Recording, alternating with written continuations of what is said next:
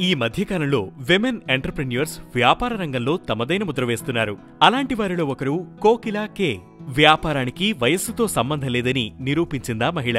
సాధారణంగా 59 ఏళ్ల వయసులో ఎవరైనా రిటైర్మెంట్ తీసుకుని రెస్ట్ తీసుకోవాలనుకుంటారు. కానీ కోకిల మాత్రం 100 కోట్ల బిజినెస్ ని ప్రారంభించింది. తమిళనాడులోని వాలాజాపేటకు చెందిన కోకిల టెలికమ్యూనికేషన్ విభాగంలో పనిచేసే గవర్నమెంట్ ఉద్యోగిని. ఆమె భర్తకు ఫ్యూమింగేషన్ సర్వీసెస్ బిజినెస్లు ఉంది. అయితే ఆ బిజినెస్ వల్ల లంగ్ క్యాన్సర్ వచ్చింది. 7 సంవత్సరాల ట్రీట్మెంట్ తర్వాత ఆయన మరణించారు. అప్పుడు కోకిల వయస్సు 42 ఏళ్లు. 7 ఏళ్ల హాస్పిటల్ ఖర్చుల వల్ల సేవింగ్స్ ఖాళీ అయిపోయాయి. 3 పిల్లలను పోషించాలి. తన భర్త మరణించిన సమయంలో అన్ని ఖర్చులు పోను మిగిలింది 200 మాత్రమే. ఇక కేవలం ఉద్యోగం చేస్తే సరిపోదని తన పెద్ద కొడుకు సలహాతో తన భర్త వ్యాపారాన్ని తిరిగి ప్రారంభించింది. 18 నెలల తర్వాత ఆ బిజినెస్ వల్ల తనకు కూడా ముప్పు ఉందని భావించి అందులో వుడెన్ బాక్సెస్ తయారు చేసే యూనిట్ ను మాత్రమే ఉంచి పెస్టిసైడ్స్ బిజినెస్ ను మూసేసింది.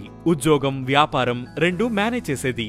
అయితే కరోనా సమయంలో వారికి భారీ నష్టం వచ్చింది. అప్పుడే ఇంట్లో తన మనవరాలు ప్లాస్టిక్ బొమ్మలతో ఆడుకోవడం చూసి ఆ లో క్వాలిటీ ప్లాస్టిక్ పిల్లల ఆరోగ్యాన్ని ప్రభావితం చేస్తుందని గుర్తించి చెక్క బొమ్మలు తయారు చేయాలని నిర్ణయించుకుంది కోకిల. అలా ప్రారంభించిందే విడ్బీ టాయ్స్. ఎలాంటి కెమికల్స్, ప్లాస్టిక్స్ లేకుండా ఎకో ఫ్రెండ్లీ బొమ్మలను తయారు చేశారు. తక్కువ సమయంలోనే ఇన్‌స్టాగ్రామ్ ద్వారా పాపులారిటీ సంపాదించుకుంది ఆ సంస్థ. ఈ జర్నీలో ఆమె కోడళ్లు కోకిలకు పెద్ద సపోర్ట్ గా నిలిచారు. ప్రస్తుతం ఆ సంస్థలో 50 మంది వరకు పనిచేస్తున్నారు. అందులో ఎక్కువ మంది సమీప గ్రామాల నుంచి వచ్చిన మహిళలే ఉన్నారు. అందులో చాలా మందికి కనీస విద్య కూడా లేదు. ఆ సంస్థలో టెక్నికల్ హెడ్ కూడా 10th ఫెయిల్ అయిన ఒక గ్రామీణ మహిళ. నెలకు 20,000 నుంచి 50,000 వరకు ఆదాయంతో ప్రారంభమైన ఈ కంపెనీ ఇప్పుడు నెలకు 20 నుంచి 30 లక్షల ఆదాయాన్ని ఆర్జిస్తోంది.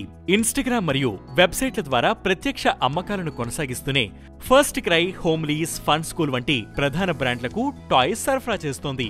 ఇటీవల ఇంటర్నేషనల్ మార్కెట్లో కూడా అడుగుపెట్టింది ఈ సంస్థ.